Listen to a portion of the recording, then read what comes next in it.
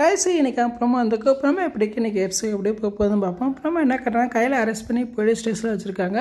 அண்ணன் தர்மலுக்கு தெரிஞ்ச வக்கீல் வந்து அந்த பொலிட்டிஷனுக்கு வர்றாரு. கையில் பார்த்தோன்னா அதிர்ச்சாரு. உடனே கையிலுக்கு தெரியாமல் ஒரு ஃபோட்டோ எடுத்து தர்மலிங்கத்துக்கு அனுப்பி வைக்கிறாங்க. அப்போ தர்மலிங்கிட்ட சொல்கிறாங்க, உங்கள் தம்பி பொண்ணு பொலிட்டிஷனில் உட்காந்துக்கா, என்னாச்சு அப்படின்னு கேட்குறாங்க. உடனே தர்மலிங்கம் அதிர்ச்சாரு. என்னங்க சொல்கிறீங்க அப்படின்னு கேட்குற மாதிரி கேட்டாங்க. பக்கத்தில் வந்து வடிவு இருக்காங்க. வடிவு வந்து அதெல்லாம் இல்லைன்னு சொல்லி தான் சமாளித்து அவங்கள போக விடாமல் தடுப்பாங்கன்னு நினைக்கிறேன்.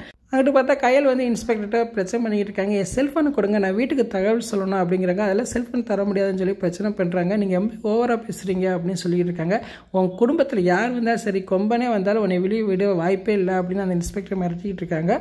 அங்கிட்டு பார்த்தா வீட்டில் எல்லாருமே தேடிக்கிட்டு இருக்காங்க. அப்போ கையில் கால் பண்ணுறாங்க. கையில் ஃபோனே எடுக்கல. உடனே அவங்க ஃப்ரெண்டுக்கு ஃபோன் பண்ணுறாங்க. கையில் அங்கே இருக்காரா, கையில்கிட்ட ஒரு நிமிஷம் பேசணும் அப்படிங்கிறாங்க. அப்போ அவங்க ஃப்ரெண்டு சொல்கிறாங்க, கையில் இன்றைக்கி டியூட்டிக்கே வரலையே அப்படின்னு சொல்கிறாங்க. அதை கேட்டோன்னா அவங்க குடும்பமே அதிர்ச்சியாக காட்டுறாங்க. இன்றைக்கி அப்புறமா இப்படி தான் இருக்குது. ஃபுல் வீடியோ பார்த்துட்டு பேசுவோம். இந்த வீடியோ பிடிச்ச வீடியோக்கு லைக் கொடுங்க. தேங்க்யூ.